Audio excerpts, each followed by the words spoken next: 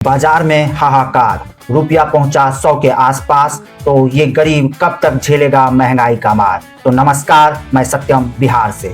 तो सवाल आपसे, हमसे और राष्ट्र के हर एक जिम्मेदार व्यक्ति से, रुपया कमजोर या नीतियां। कभी कहा जाता था मजबूत सरकार, मजबूत अर्थव्यवस्था और मजबूत रुपया। यदि हम भारत बढ़ते हुए तेजी से अर्थव्यवस्था की ओर अग्रसर हो रहे हैं, तो फिर भी रुपया इतने नाजुक स्थिति में क्यों।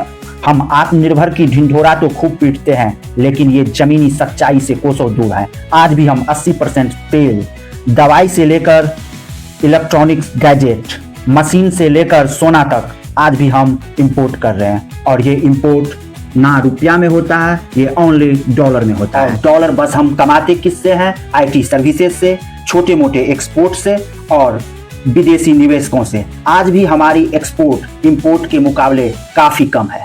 क्या रुपये को इस तरह लगातार बार बार लुढ़कना सिर्फ ग्लोबल संकट है, या हमारी आर्थिक और रणनीतिक कमजोरी, जिसके बारे में ना तो कोई बताता है और ना बताने की कोशिश करता है? तो ये है, जब जब रुपया गिरेगा तब तक मामूली गरीब लोगों का जेब फटेगा, क्योंकि तेल से लेकर रेल तक, दवाई से लेकर ईएमआई तक और खाना से लेकर मोबाइल तक सब महंगे हो जाएंगे।